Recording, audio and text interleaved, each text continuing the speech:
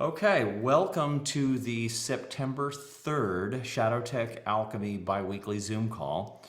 And I'm Colin Davis. And I'm Melissa Mari. And we are going to talk today about what we call emotional processing, which is a type of emotional shadow work that we picked up from John Ruskan, who calls it emotional clearing, and then we developed it a little bit further, and it's got some differences, mainly that you can do it any time, not just in meditation. So this is an extremely important, and we often say, if there was one thing that we could teach people about shadow work, it would be this process. And it's so important, but it's difficult. It's simple, very simple, incredibly simple, but difficult because it gives you pushback. And so we've noticed that people who follow our work, they a lot of times get into the concepts, and there's a lot of heady stuff, and that's exciting for intellectuals and all of that. But then when it gets to the emotional shadow work, they kind of stop there. Well, just the grounded, everyday kind of shadow work, Right. which is where you're really going to make the most progress. Right. Is in your daily life. Right. Is using this. Right. And yes, what we've found is that a lot of people love concepts and maps. But when it comes to actually doing the work every day in their everyday life, Right. in their everyday relationships, there can be a cognitive dissonance, or some people would call it a bypassing. Yeah, right. Because our complexes, these broken off parts of ourselves in our shadow, they're comfortable where they're at. Right. They This is the deep state of your own psyche. yes. Just like the deep state of the society is sort of the integrated corruption in society. Well, we have our own. Yeah. And they're happy getting their energy needs Right. met the way they so are. they're going to keep us from seeing and experiencing these parts of ourselves, this pain. It's Right. basically it's any kind of deep emotional pain. It could be epigenetic trauma that's been passed down to you. It could be PTSD from your own growing up. It could be it could be a few experiences that That traumatized you? caused you trauma. It could be any developmental trauma. Right. Doesn't have to be extreme trauma. Right. It can also be your necessarily. parents' garbage that That's they what passed I to was you. saying. Right. Epigenetically Right. passed on to you. Right, exactly. But It can all of this is just basic pain, heartbreak. I would expand it a little bit and say anything that we would consider shadow material, anything. Right. It could be fear, it could be grief, it could be guilt, it could be anything that that you want to repress, because to face it would be difficult, that you would naturally repress. All of that, which may come out in dreams, it may cause you to project it onto other people. That happens a lot. But there's an emotional portion of that shadow content. And when we're talking about, Melissa mentioned complexes, and we could kind of maybe roughly include autonomous complexes in the domain of the shadow. And Jung said that, and this is true, that complexes are feeling toned. They're feeling toned, and they have an archetypal core.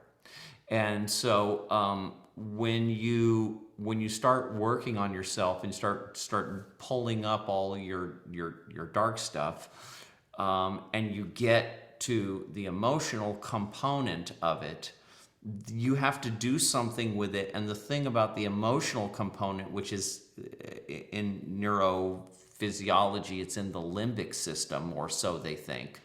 The emotional component cannot be processed at the cognitive level. Right. So you can't just talk about my emotional garbage, my emotional Well, stuff. you can, but That's not going to fully integrate it. So you actually have to move and feel emotional material. And emotional material is it's kind of like levels of depth or heaviness, and emotional material is more like water. It's heavier and it's slower and it's lower than thought-based material. So you really have to get into this. Now, once you get this process down that we're going to describe, and you've sort of had some sessions with this and allowed this emotional material to come up and process itself, then you will be more capable of doing little mini sessions with this material just in life in general. You'll be able to, you're coming home from work and you're driving in your car and something happens on the road and that disturbs you, that triggers something, and then you end up, instead of just getting mad and repressing it, because you've had this practice processing your emotional material, some of this material will start to come up while you're driving, and then maybe you'll start to cry a little bit, or you'll notice that wants to happen. Well, then you can just pull over on the side of the road and you can go park under a tree or something, and you can process the emotions because you've had this practice. Now you can include it into your life, or you're at work and you take a break and you go into the bathroom and you have a little go in the stall and you can process this emotion. Yeah, this is a big problem in our culture, in our society now, where they put you on these drugs. Right. Say you're feeling anxiety, you're feeling depression. Right. And then instead of letting you process this and figure out where it's coming from and start purging it, start clearing it out of your mind-body system, they put you on Prozac or one of these drugs, and then it becomes more calcinated. Right. And eventually you're going to get worse. It just gets worse. It allows you to repress the material for longer. Right. And then you just have some kind of a blow up like my mom had, and had a temporary psychotic break and wound up in the hospital for a couple months. Right. And then she had this whole purge and then went back to normal again. Or you'll have a physical crisis. Some people will develop immune disorders, even cancer. Oh yeah, all kind of psychosomatic. And this is just disease. A way for the complex to go somewhere else. Right. But it's all part of the same thing. Right, exactly. And back to what you're saying about chronic illness or cancer or whatever, which can be a symptom caused by shadow repression. John Sarno, John E. Sarno, author of The Divided Mind and the Mind-Body Prescription, who really focused on the psychosomatic cause of chronic illness. He did not go into the psychological level as that much. He said he knew that the cause of all of this chronic disease that we're suffering from, this epidemic of chronic disease, he said, he knew that the cause of it was emotional. And he thought that rage was the most common emotion that was being repressed, that was leading to this. And he would just kind of refer his clients off to a therapist to try to work with it, but he didn't really go deep enough into that. But going from that tradition from John Sarno, this emotional processing method would be, if Sarno had this method, he would have included it in his work. So this is in our book, Shadow Tech. And of course, you can get the book, shadowtechalchemy.com, and it's on Amazon. We have a free PDF copy of it. And there's a chapter called Emotional Processing, and it gives the whole rundown. in a pretty brief way of how to do this process. And again, we just cannot stress how important it is that people who are dedicated to psychospiritual healing and development, how important it is that they do this process and incorporate it into their lives, and then teach it to other people.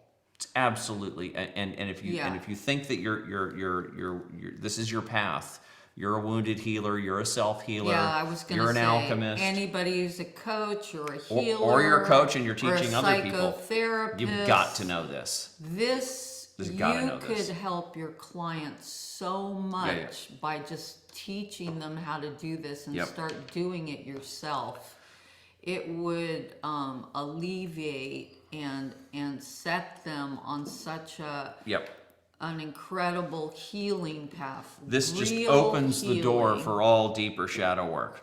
Yes. Okay, so I'm gonna go down. I'm gonna do this. I'm gonna run down my notes now, and we're going to go through this. And so, all right. Number one, shadow work begins with symptoms, whether it's physical, emotional, psychological, or external events. A lot of people skip that. They don't recognize that the external event is actually a sort of an as above, so below mirror of some kind of situation that's going on internally. And the reason why shadow work begins with symptoms, or it begins with a crash of some kind, it begins with something that is hurting you, is because the process of doing shadow work is difficult, and the shadow in general, anything that you have been repressing, is out of relationship with your conscious mind. It's out of phase with it. It's cognitive dissonance. And so in order to get in touch with the material, you have to really want to get in touch with the material. And people won't want to do something that's difficult unless they have to. Right? And this is why addicts, for example, don't generally get clean until they hit rock bottom. Right? When And they say there's no yeah. other way, I've got to do something about this. And so generally shadow work begins with some kind of a crash, some kind of a crisis, some kind of symptom, some kind of illness, some kind of relationship breakup, foreclosure, divorce, job loss, yeah, something like that, or COVID-19 lockdowns. or if you're really intuitive, maybe it comes with a little bit less of that, but just maybe with dreams or a nagging intuition that there's some surface level. Everybody that has surface level shadow material that they kind of know is back there, stuff that they know they're eventually going to have to deal with and they've been putting off.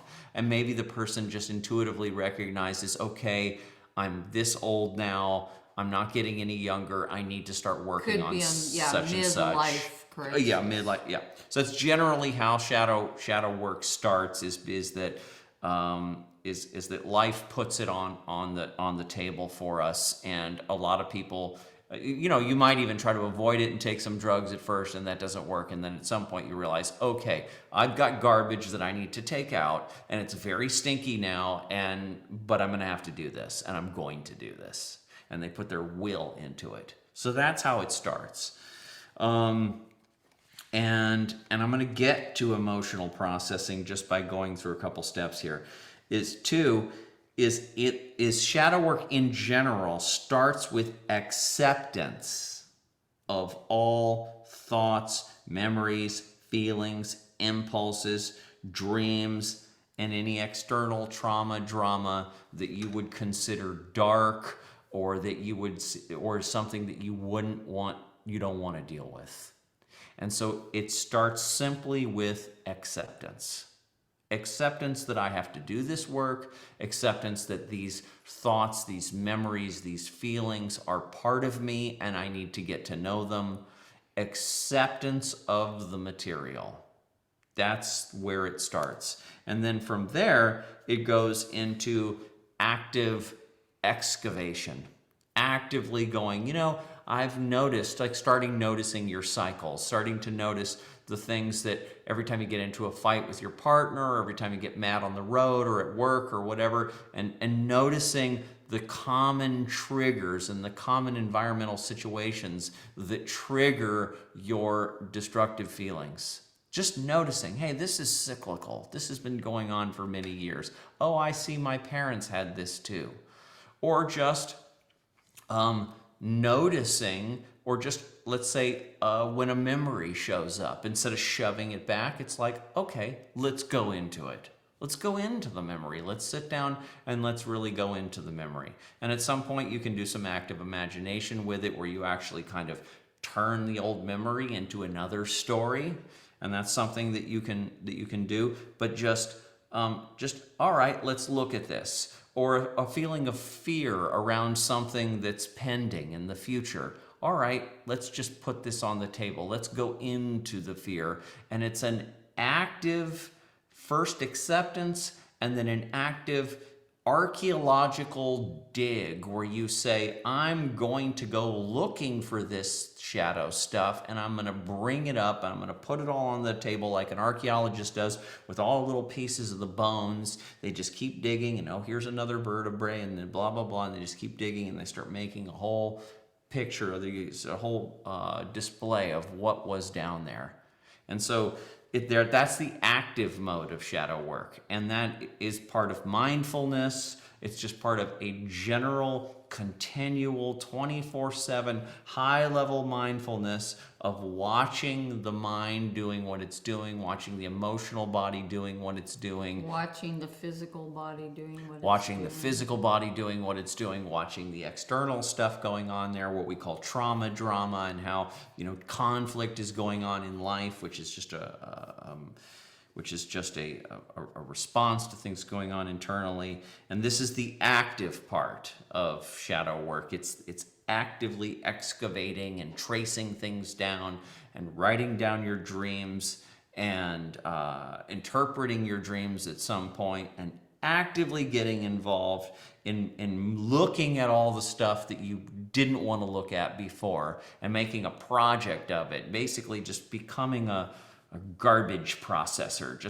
And we say an alchemist. Becoming an alchemist is really what you're doing, because you're doing alchemy. This is psychospiritual alchemy to a T, and you are starting with the lowest of the low, right? And the prima materia can be defined in a couple of ways. It could be defined as basically just what you started with, just the primary material, what you started with. It's what you have going on right now. My stuff. This is what I have. This is what I have to work with. This is what I put in my retort. This is what I start processing.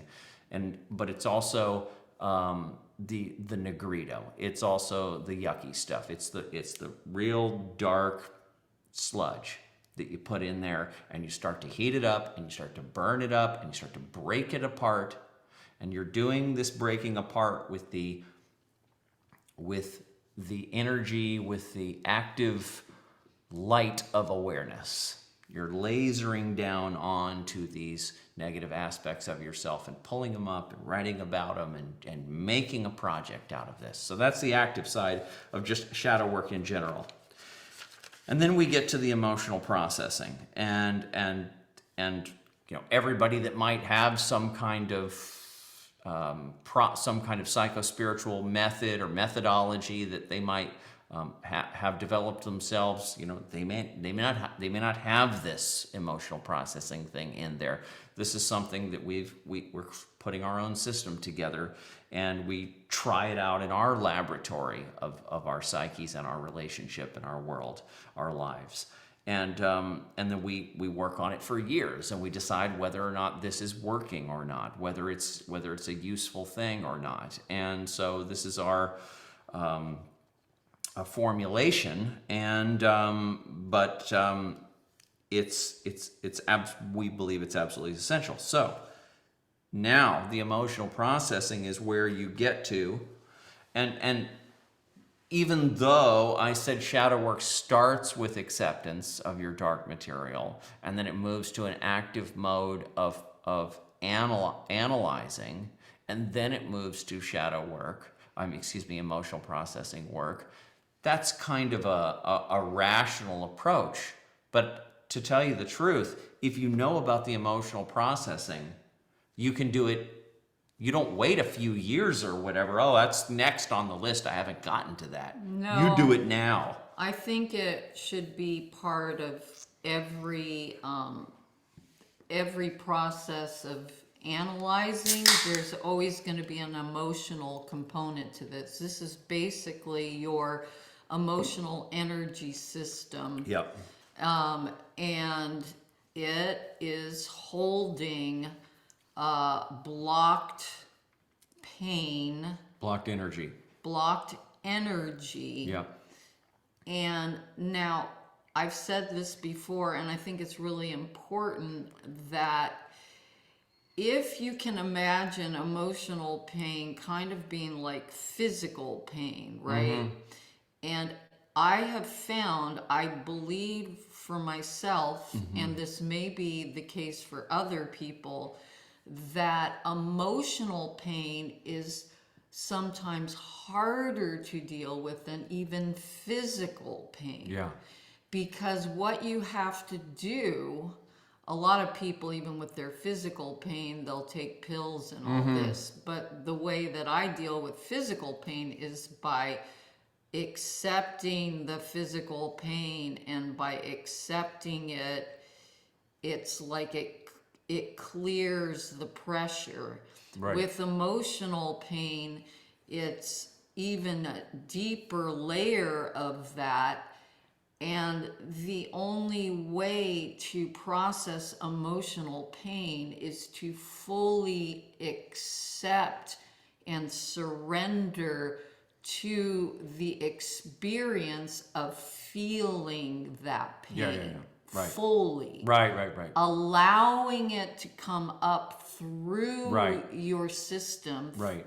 And allowing it to process, like a small child falling on the ground and they get hurt, and they have to process that Right. emotion. They have to go through the whole cycle of Right. crying and then being calmed down and then getting back into homeostasis again. Right. And what you're describing right now is the process. And you started Right. it off by using physical pain as a way into your emotions. Right. But it can be any kind of Yes. anything, any trigger, any work you're doing, anything. Actually, yeah. So the way it's done, this is how it's done now, is that when you are triggered, or when emotional content starts to show itself, and we'll use the example of some kind of emotion that leads to crying, although it can be an emotion that leads to rage, that makes you want to hit something. It can be an emotion that leads to fear, that gives you a pit in your stomach.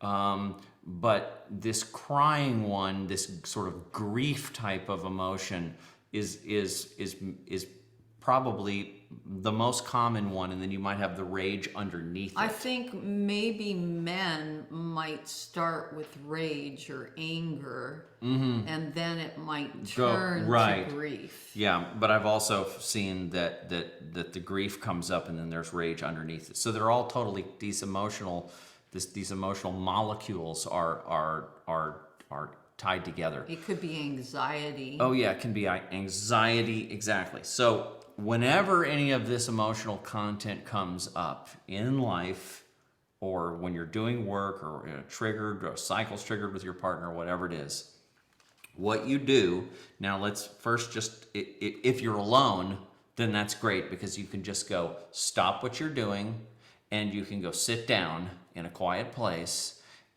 or take a break and just move off, or pull over the car, or whatever it is, go into a quiet place, and let's say that this emotion is there. Normally what you would do is you would turn on the radio, you would try to take a pill, smoke some weed, or drink some alcohol, or distract yourself with something else, a video game, or maybe the healthier thing to do would be go to the gym or go for a run and exercise, and try to exercise it off. Any kind of a distraction to keep you from feeling the grief, feeling the fear, feeling the rage, whatever the emotion is. That's what we would normally do. But in this process, what we do is we sit down and we say to ourselves, okay, let it come up. Let it come up. Let's have these feelings come up. Let them come up. And we say, let them come up all the way. All the way. Just slowly come up. And many people have an intuitive, natural fear not to let these emotions come up because it reminds them of things in childhood and they don't want to relive old trauma. But here's the difference. When you were a child, you were totally trapped in your environment. Now you're an awake, aware adult, and there's a higher part of a higher watcher of awareness watching the emotions come up. And you just watch yourself and you say to yourself, come on up, and you'd allow all the emotions to come up. And if it's crying, you allow yourself to cry. And you allow yourself to cry as deeply and fully and for as long as you can. Yeah. Now, if you're someone who can visually imagine, one way that you can do this is that you can imagine yourself as a small child having this experience, having this emotion. Right. And what you would do to a small child who has this emotional pain is you would hold them, you would let them go through this cycle of release. Right. So, you can do that with yourself. Yeah, you can do that with yourself. In your own mind's eye, in your own imagination, you cradle your own child. You do what the parent should have done. Right? Which is completely just hold the child, have compassion, not try to stop the child from crying, not try to tell the child, don't cry, boys don't cry, whatever it is, but just holding the child, petting the child, and letting the child go through his or her process, and then moving out of it. And the crying, if it's crying, can just go on for as long as necessary. It could go on for an hour, however long it needs to go on for. And you're just sitting on the couch or you're sitting in your car and you're just letting this happen.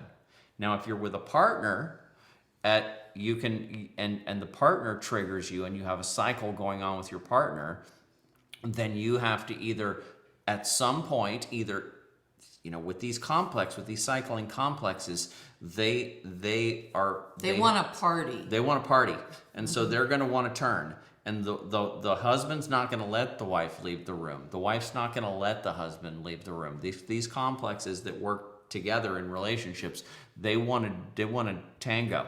And so, at some point, as you shrink the emotional stores of energy from doing this work, shadow work in general, and this emotional processing work, as you shrink these stores of energy, and especially as you do it in combination with your partner, then it will become easier and easier to stop these cycles in mid-cycle and then go process. And if your wife or husband is involved, or boyfriend or girlfriend or whatever is involved in this process and knows what's going on, well, then you can both go sit down, maybe, a little away from each other, and you go sit down on the couch, and you can both cry, and you can both, or even in separate rooms, whatever, and you can go, and you can each process. And if it's another kind of emotion, if it's a fear, if it's a feeling of rage, whatever it is, you do the same thing. If you're raging, you don't punch though. You hold back that and you just let it move through. This is a physiological process of emotions moving through your body. Fear taking over your body. Anxiety taking over. Rage, grief, taking over the body while you watch. The thing about visualizing yourself as a small child, another way to look at that is self-compassion. Yeah. So if you can access your heart, self-compassion while you're Yeah. having this experience, Yes. it allows the emotional Perfect. energy to even move more. Perfect. While you're doing that imagination with your child and processing with your child, if you can access your heart chakra and just let love and compassion for the child move through you, then absolutely you could say, people have used this term, reparenting. This is truly reparenting yourself. Now, that's the process. And I think that I just should reiterate one more time, it applies to all emotions. We described crying a minute ago, but all emotions, and that you want to allow, and if at first you can only do 5 minutes of this, and you feel that you reach a point where you feel that you will be flooded with material, Or it's just too too overwhelming, too overwhelming. You just then you do the amount. You take a little Right. teaspoon of it. You do the amount that you can do, and then the next time you're triggered and you want to have a process, you go process. If something happened at work and you can't process while you're at work, well, when you get home, you can go revisit it in your memory and allow the feelings to come back up, and you can process at home alone. So you can do it anytime. You can hold it back for a few hours or whatever, and then it'll still be pretty present, and you can just get access to it again. And this is an alchemical process, and you do it with all emotions, and you can do it a little bit at a time until you get accustomed to it, and that's the process. You generally just say yes to working with and allowing all emotional material to move through your system.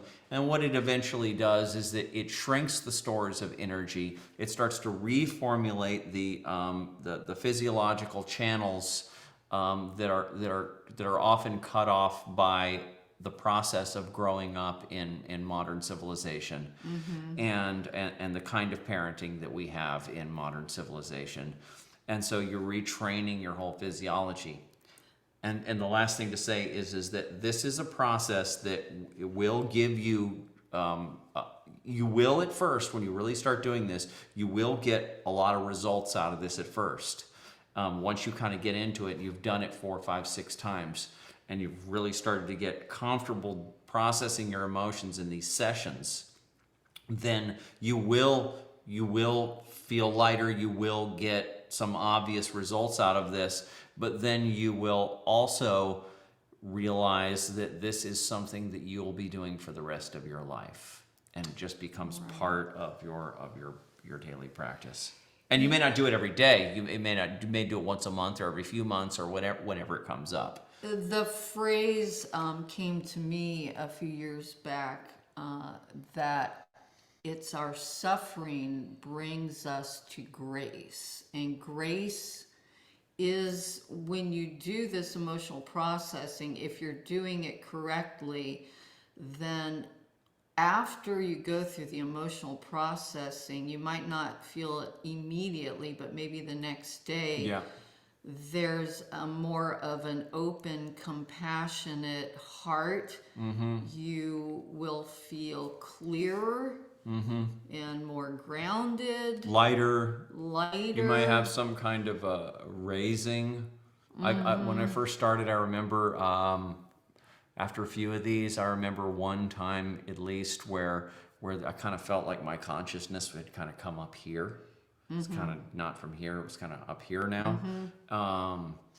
And so this is evidence of neurochemical changes going on. Right. And so I was going to suggest that you can practice this emotional processing.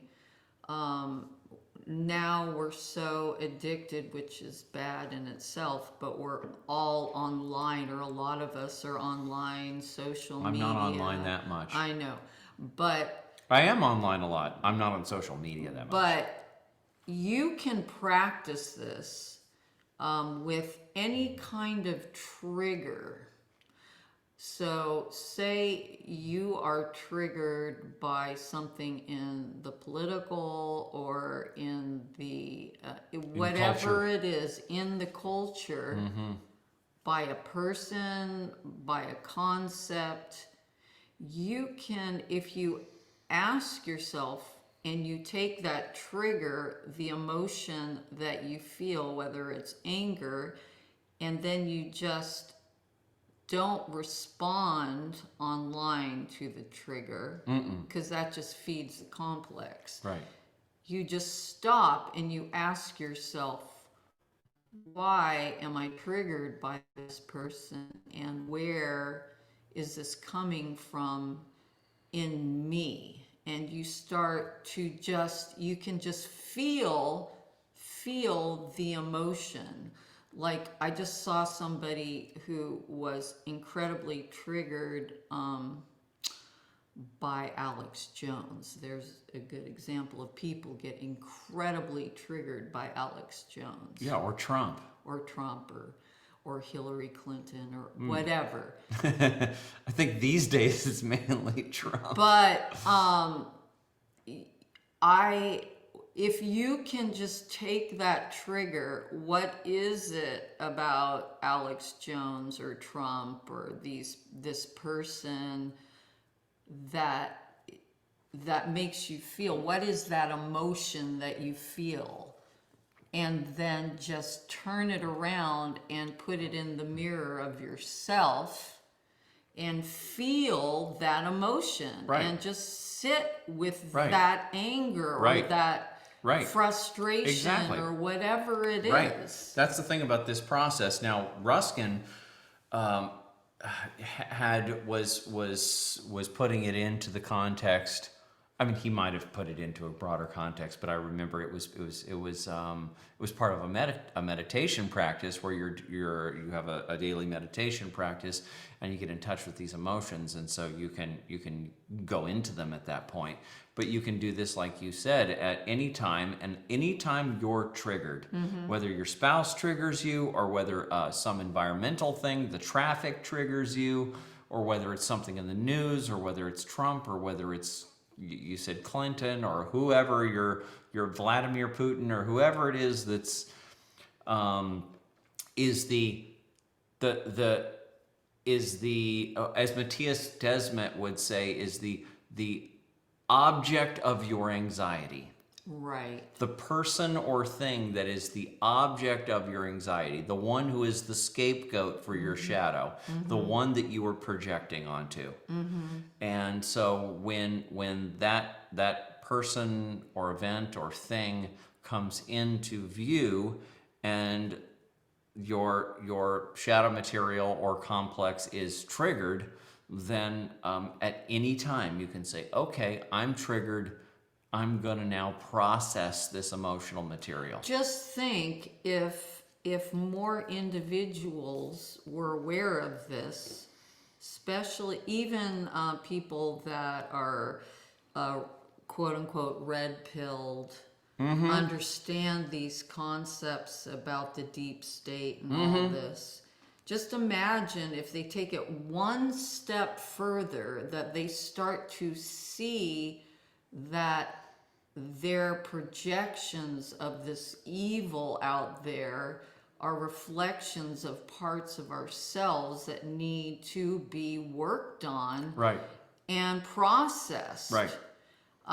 For one thing, they would not be able to use us and manipulate us Yeah. when you are grounded and Right. you're not triggered Right. by these shadow projections. Mass by, formation, so from Right. back to Desmet, mass formation could not happen if people had a stand-in-place process for working with their repressed emotional material. Right, and That were part of their life. right, and we're all doing this. Yep. Oh yeah, It's- yeah, yeah. Oh, we're all doing this. it's- The world goes round this way. Yeah, so some of it is even biological. It's survival mechanism.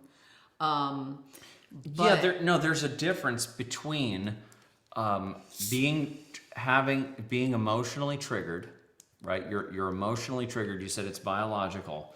Okay, there's a bear that's come into your property, right? And you're emotionally triggered, and you're really scared, and you run and get the shotgun and stuff, right? Okay, that's one thing. That's a normal, natural, physiological response. Yeah, but Great. in war,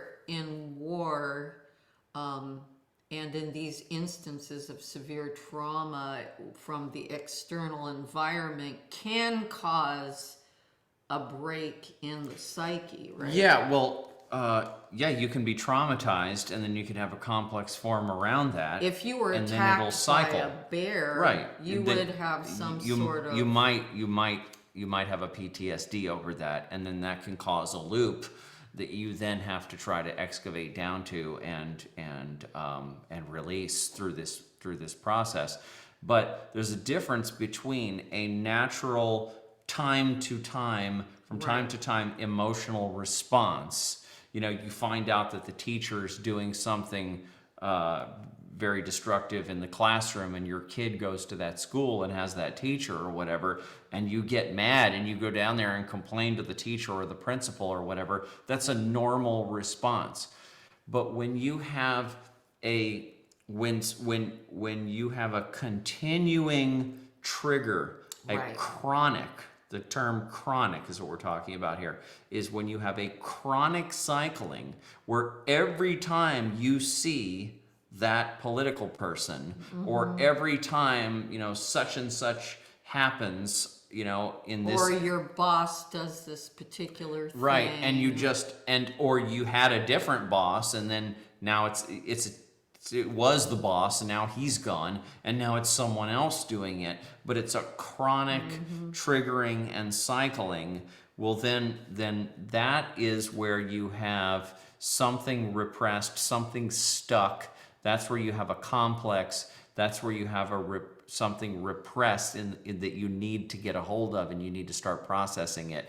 The normal, just time to time movement of negative emotional energy as a response to a changing environment, that's not what we're talking about. Right. Right. So we're talking about chronic cycling and triggering.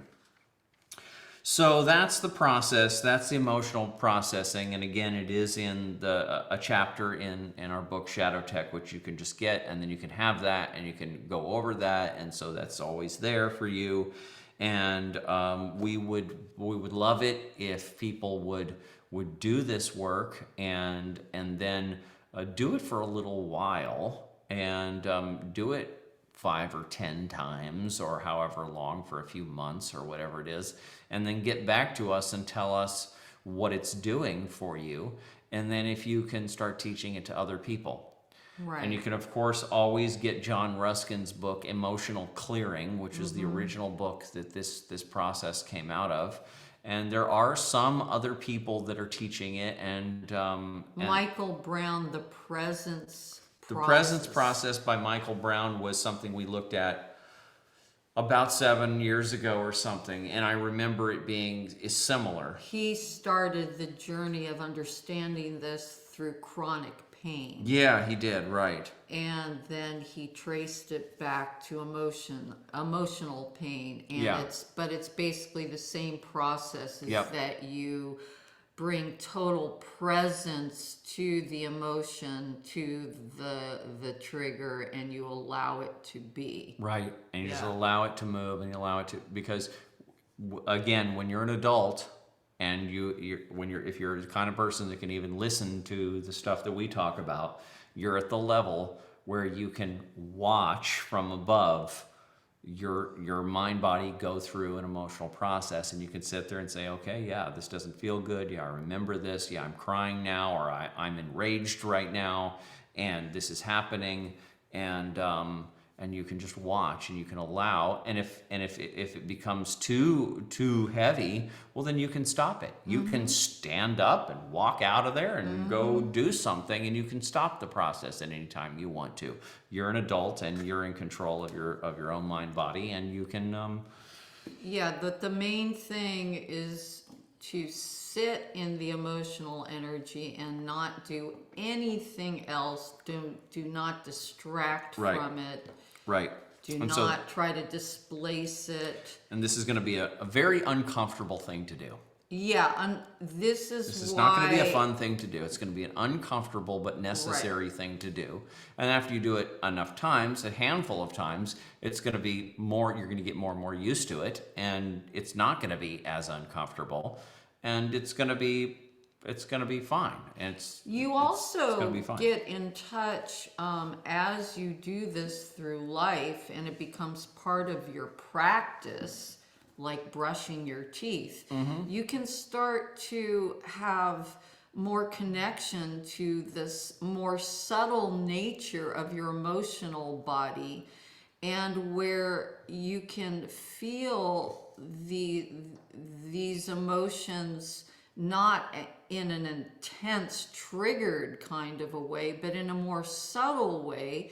And then you also get much more in touch with this inner child or with the complexes themselves.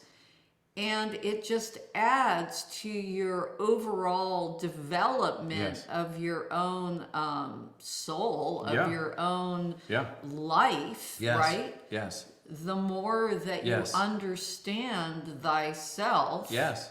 in many different Yep. areas, in every holon, Yep. the more that you're able to operate internally and externally in the world in a simple, grounded, balanced state. Right. Yeah. This is raising your consciousness, because when you are not enslaved to the cycling of your chronic cycling of your complexes, and when you're not having to tiptoe on eggshells because of your own garbage that's right there, walking around landmines and stuff within yourself, well, then you're completely freed up to have. It's weird talking about psycho-spiritual development or raising of consciousness, because it isn't, even though we can theorize it as like a ladder or a spiral or whatever, it's really a completely, it's a patchwork process. It's like a patchwork I would of patching say, and healing and instead patching of and healing. higher consciousness, I would say at this point, how I would define it is an expanded Yeah. awareness. Yeah. Right. And Expanded. not having to get kind of bogged down Yeah. by these lower levels. And when you find that when your triggers, you start having less and less triggers, Right. you have more acceptance of the nature of humanity and Right. cycles. Right. And you're not all black pilled. You're and and you're not, and people in politics or in the world or whatever are not able to run your life. I mean, Right. how the whole thing with the political, all the political warring that's going on in our culture right now with these. But actually the whole world, With the not whole- just really, the yeah. United States. Yeah. But yeah. But this is, I mean, it's like a terrible, it's just a madhouse. It's like it's a funny farm of all these people. It's like you go to a funny farm and there's people just Right. walking around through the halls talking to themselves, or they're fighting off demons that are trying to get into their head and stuff. And they're like, and you're thinking, God, you're enslaved by your psychosis. You're just enslaved by hallucinations and psychosis. Well, that's how much of a good portion of people in our civilization are. They're completely enslaved by this clown world. That's why it's able to become a mass formation. Yeah, and just projection on this and that, and having to hide from your own stuff, and then making you have developmental trauma because you were abused by your parents. And then instead of working on it, you actually form a new identity as a victim and then go prance around in the world as a victim Right. and give it a label. And then but that doesn't heal you. And it just, anyway, we could go on with the into the socio-cultural quadrant of this. Back to the Ken Wilber's 4 quadrants. This is the upper left-hand quadrant.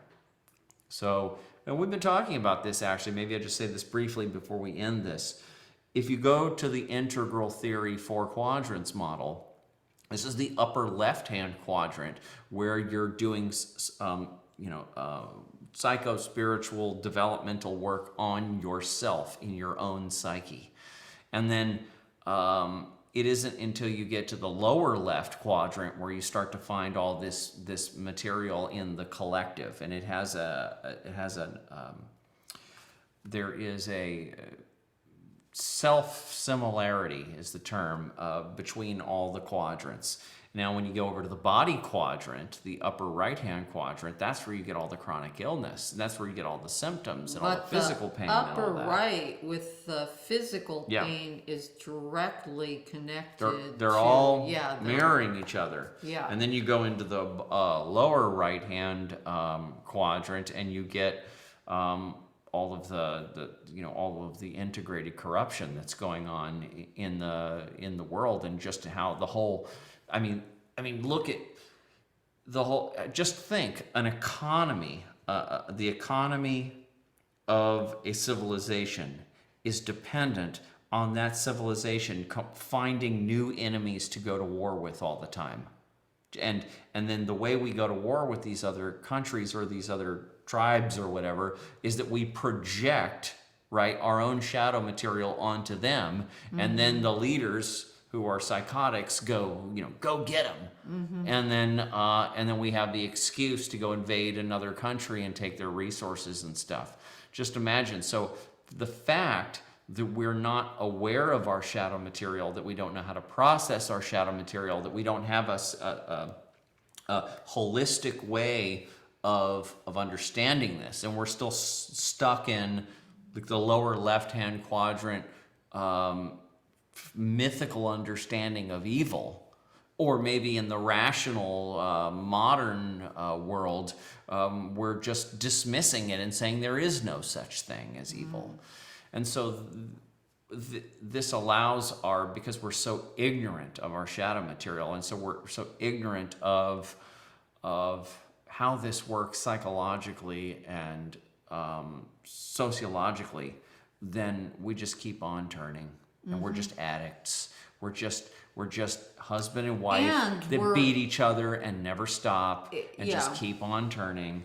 And she won't leave he keeps beating her, and then every time the neighbor finds out and calls the cops, she goes down to the police station and she won't press charges on him.